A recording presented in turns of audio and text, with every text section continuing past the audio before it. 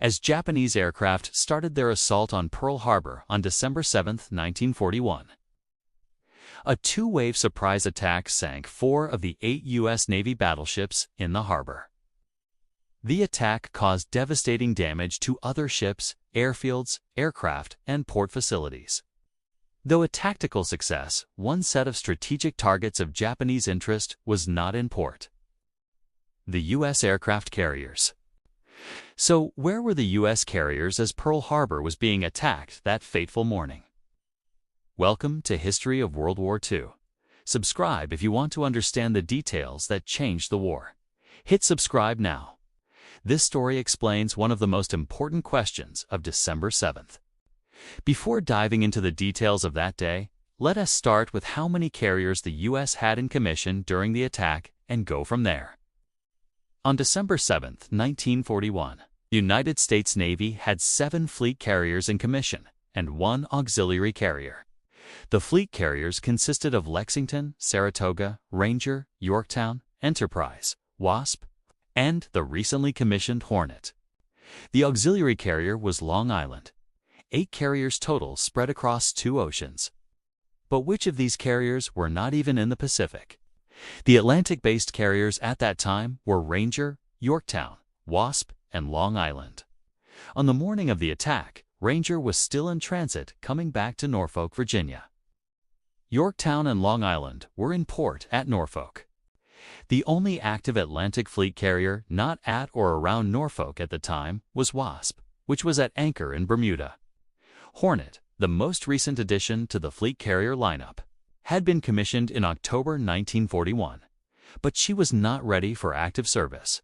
On December 7th, Hornet was also based at Norfolk, Virginia. At that point, she had not even been on a shakedown cruise yet. Out of the carriers in the Atlantic, Yorktown would be the first to head to the Pacific after the attack, leaving Norfolk on December 16th. With the Atlantic carriers accounted for, where were the remaining carriers? In late 1941, the U.S. Navy had 3 carriers in the Pacific: Lexington, Saratoga, Enterprise. These 3 ships represented America's primary naval aviation capability in the Pacific Ocean. If the Japanese had caught them in Pearl Harbor on December 7th, the destruction would have been catastrophic for American war planning. But where were they right before, during, and after the attack? Let's trace each carrier's movements in chronological order, starting more than a week before the attack. More than a week before the attack on Pearl Harbor, Enterprise, the most modern U.S. carrier in the Pacific, left Pearl Harbor to take part in a secret mission. As the carrier departed on November 28th, the crew soon learned their destination. They were headed to Wake Island, more than 2,000 miles west of Pearl Harbor. Their mission was to ferry a Marine fighter squadron to the garrison there. 12 Grumman F-4 F-3 Wildcats of Marine Fighting Squadron 211 were scheduled to take off from Oahu to meet the carrier at sea. However, one aircraft was unable to take off due to starter trouble, so 11 Wildcats made it to the carrier. Enterprise's own fighter squadron released one of their Wildcats to supplement the Marine squadron, bringing the total back to 12. As VMF-211 landed on Enterprise, they received orders to reinforce the Marines on Wake Island. An airfield had recently been completed there, and these fighters would provide air defense for the remote Pacific outpost. As part of Task Force 8, Enterprise was accompanied by the heavy cruisers Salt Lake City, Northampton, and Chester, along with 9 destroyers. Commanding this force was Vice Admiral William F. Halsey, Jr., famously nicknamed Bull Halsey. He would become one of the most aggressive naval commanders of the entire Pacific War. Something significant happened while Enterprise was at sea on November 28th. The carrier began operating under wartime conditions. Planes were ready to be armed at a moment's notice. Radio silence was strictly enforced. All crew remained on alert. This was not standard peacetime procedure. Something was happening that made Halsey treat this ferry mission as potentially dangerous. After the Wildcats flew off the deck to bolster Wake's defenses on December 4th, Enterprise turned back east and made its way back toward Pearl Harbor. The carrier was expected to arrive late on December 6th, but Enterprise did not arrive on schedule. Task Force 8 was traveling through bad weather on December 5th and 6th. The storms reduced visibility and created difficult sea conditions. More critically, the task force needed to slow down to refuel the escorting destroyers. This delay would prove fortunate. If Enterprise had maintained her original schedule, she would have been in Pearl Harbor on the morning of December 7th, right after 6 a.m. On the morning of December 7th, Enterprise was approximately 200 miles west of Oahu. The carrier was finally approaching home after the delayed return from Wake Island. A mix of 18 Douglas SBD Dauntlesses from the scouting and bombing squadrons took off from Enterprise to conduct scouting ahead of the carrier as it headed back to Pearl Harbor. This was standard procedure. Scout planes would check the route and report any contacts. Nearly at the same time, those American scouts launched from Enterprise. The first wave of Japanese aircraft took off from their carriers to the north. 6 Japanese carriers had crossed the Pacific undetected Akagi Kaga Soryu, Hiryu Shikaku, Zuikaku there. Aircraft climbed into the morning sky and turned south toward Oahu. The American scouts from Enterprise flew east toward Pearl Harbor, completely unaware of what was coming from the opposite direction. If you're finding this timeline fascinating, drop a comment below. I read every one. As the SBDs approached Oahu from the west, they flew directly into the Japanese attack. Many of the Enterprise scouts were engaged by Japanese aircraft over and around Pearl Harbor. Dauntlesses designed for bombing, not aerial combat, suddenly found themselves fighting against nimble Zero fighters. A total of 5 Enterprise SBDs were shot down during the attack by Japanese aircraft. One additional Dauntless was shot down by friendly anti-aircraft fire from the panicked gunners defending Pearl Harbor below. These Enterprise aviators became some of the first Americans to engage Japanese forces on December 7th. They had launched on a routine scouting mission and flown straight into the opening hours of the Pacific War. As soon as Task Force 8 was radioed about the attack on Pearl Harbor, Enterprise immediately launched her remaining air group. The mission was urgent. Find the Japanese carrier fleet. Throughout December 7th, Enterprise aircraft searched the waters around Hawaii looking for any sign of the enemy carriers. They scanned the ocean in every direction. They found nothing. The Japanese fleet had already turned north after completing their attack. They were withdrawing before American carriers could respond. The strike had been executed with precision, and the escape was equally well planned. Later that day, a report came in claiming enemy ships had been spotted to the south of Oahu. Enterprise responded immediately. The carrier launched 18 Douglas TBD Devastator torpedo bombers, 6 Dauntless dive bombers, and 6 Wildcat fighters to search 100 miles southeast of the carrier's position. 30 aircraft racing toward reported enemy positions, ready to strike back at the force that had attacked their country. They searched the area thoroughly. They found nothing. The report had been false. Nervous observers were seeing threats that did not exist. The tension of the day was creating phantom contacts across the Pacific. So what happened when these aircraft returned to Enterprise? The bombers landed back on Enterprise during the first night landing operation for a U.S. carrier during World War II. Night deck landings were extremely dangerous. Pilots had to find a blacked-out carrier in the darkness of the Pacific and land on a pitching deck with minimal lighting. The Devastators and Dauntlesses accomplished this unprecedented feat successfully. The fighters, however, headed back to Pearl Harbor. Landing the smaller, faster Wildcats on a carrier deck at night was considered too dangerous. But Pearl Harbor was still on high alert. Every anti-aircraft battery around the harbor was manned by nervous gunners. These men had watched their friends die that morning. They had seen Japanese planes fill the sky. They were expecting the enemy to return at any moment. When the Wildcats from Enterprise approached Pearl Harbor that evening, the gunners opened fire. They shot at everything in the sky. 4 Wildcats were shot down by friendly fire. 3 pilots were killed in action. American gunners killed American pilots. Men who had survived the chaos of the morning attack died to American bullets that evening. By the end of December 7th, Enterprise had lost 6 SBD Dauntlesses and 4 Wildcats. 10 aviators total were killed in action. The carrier had not even entered Pearl Harbor yet, and she had already suffered significant casualties. Enterprise made its way into Pearl Harbor late on December 8th. The crew witnessed the destruction for the first time.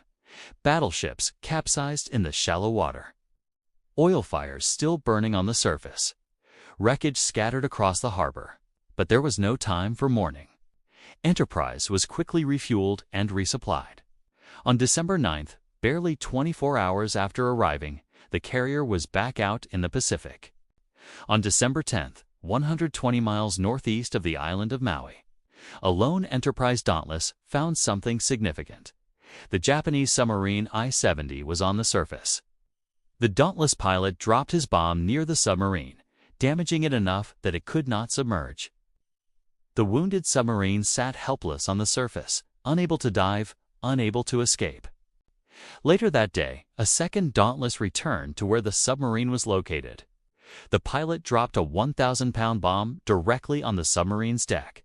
I-70 sank quickly. This was the first Japanese warship sunk by U.S. aircraft during World War II. Enterprise had drawn first blood in the carrier war. The carrier would stay patrolling and avoiding attacks from Japanese submarines near the Hawaiian Islands for the rest of December. She was even considered as a potential component of the Wake Island Relief Force until that mission was called off on December 22nd. Now, let's turn to the 2nd Pacific Carrier. In an effort to reinforce defenses around the Pacific as war clouds loomed between the United States and Japan, Lexington was assigned to an aircraft ferry mission of her own. The mission was straightforward. Lexington would deliver 18 SB to U-3. Vindicator dive bombers of Marine Scout Bombing Squadron 231 to Midway Atoll. The isolated outpost needed additional air power to supplement its defenses. Lexington departed Pearl Harbor on December 5, 1941, 2 days before the attack. On the morning of December 7th, Lexington was operating as part of Task Force 12. She was escorted by 3 heavy cruisers, Chicago, Portland, and Astoria. 5 destroyers accompanied the formation. When news broke of the attack on Pearl Harbor, Lexington was approximately 500 miles southeast of Midway. Far from Oahu, far from the Japanese bombs. Far from the destruction that was consuming the Pacific Fleet, the ferry mission was immediately aborted. Lexington launched search planes right away in hopes of finding the Japanese carriers. Her aircraft scoured the ocean, searching for any sign of the enemy fleet that had just attacked Pearl Harbor. They found nothing. The 18 Vindicators that Lexington had been transporting flew back to Oahu on December 10th. Eventually, they would make their way to their original destination, Midway.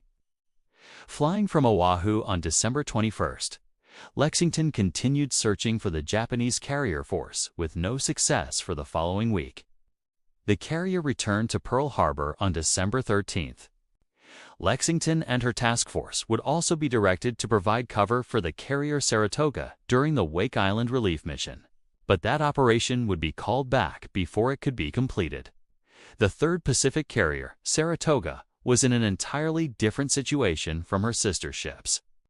After an extensive dry dock period at Bremerton, Washington, Saratoga, the sister ship of Lexington had left the shipyard on November 28th.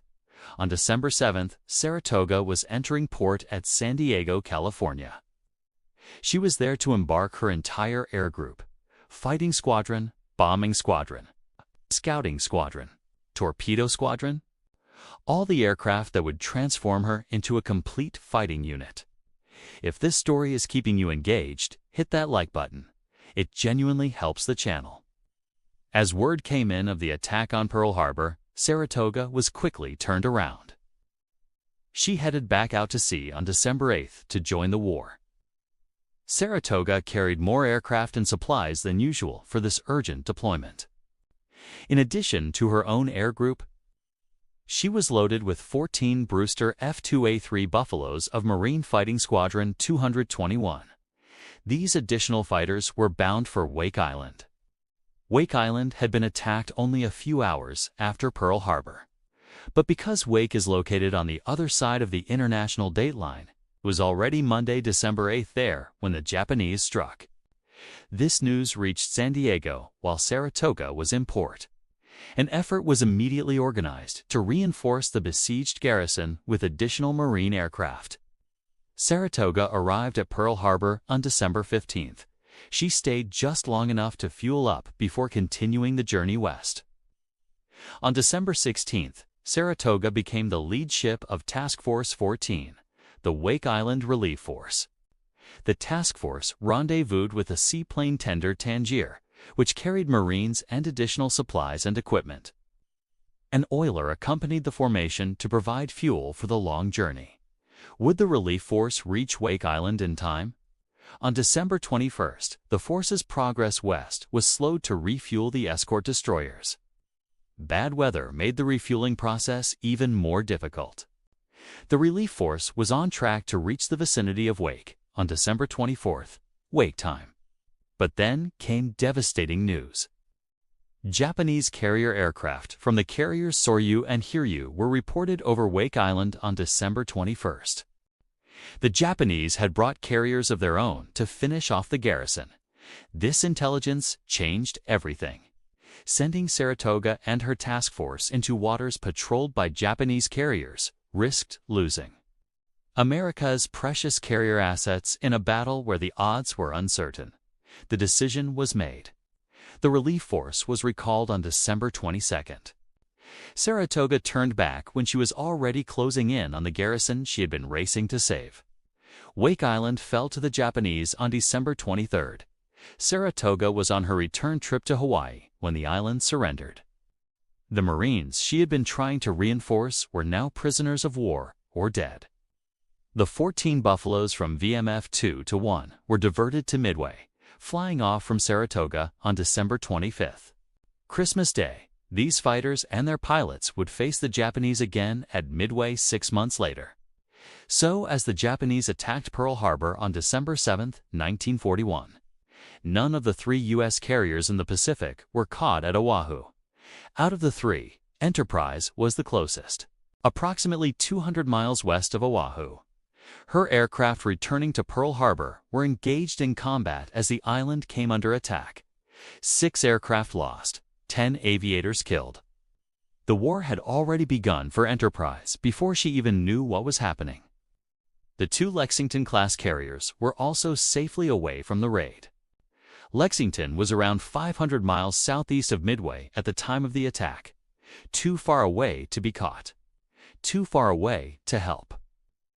Saratoga was entering port at San Diego, California, on the American mainland, thousands of miles from the destruction in Hawaii. The Atlantic-based carriers were even further from danger.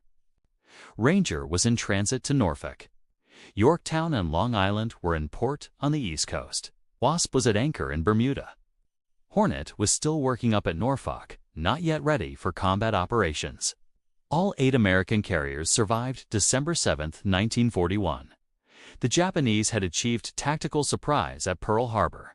They had sunk or damaged battleships. They had destroyed aircraft on the ground. They had killed nearly 2,400 Americans in less than 2 hours, but they had missed the carriers.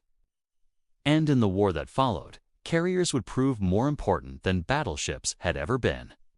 The survival of America's carriers on December 7th shaped the entire Pacific War.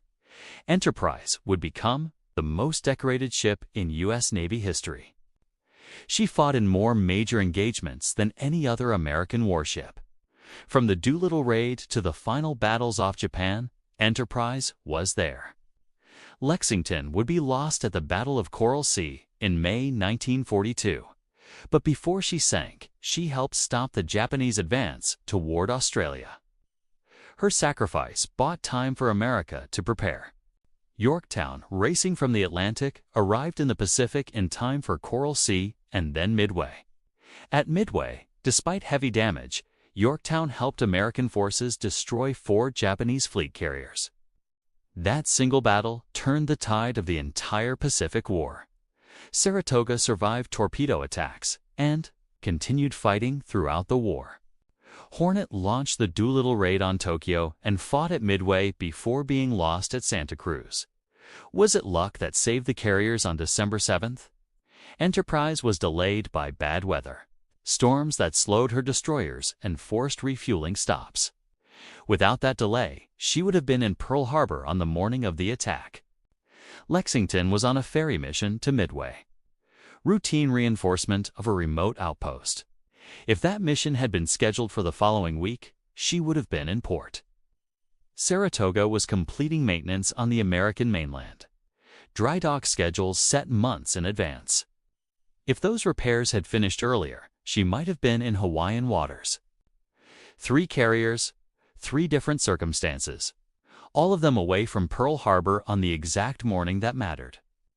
Conspiracy theorists have argued for decades that American commanders knew the attack was coming, that the carriers were deliberately moved to safety, that Pearl Harbor was allowed to happen to bring America into the war. The historical evidence does not support these theories. The missions were routine. The weather was unpredictable. The maintenance schedules were set long before anyone knew December 7th would become infamous. Sometimes history turns on luck. And on December 7th, 1941, luck favored the United States Navy. The battleships that sank at Pearl Harbor became symbols of December 7th, Arizona, Oklahoma names that represent the sacrifice of that terrible morning. But the carriers that escaped became the weapons that won the war. Within 6 months of Pearl Harbor, American carriers would face the Japanese fleet at Coral Sea and Midway, outnumbered, operating on the defensive, fighting against the same enemy that had devastated Pearl Harbor. At Midway, American carrier aircraft would sink for Japanese fleet carriers in a single day. Akagi, Kaga, Soryu, Hiryu. The same ships that had launched the attack on Pearl Harbor would burn and sink in the Central Pacific. That victory was only possible because American carriers survived. December 7th Enterprise searching for the Japanese fleet while her aviators died over Pearl Harbor. Lexington racing back from her ferry mission to join the fight. Saratoga turning around at San Diego and heading west.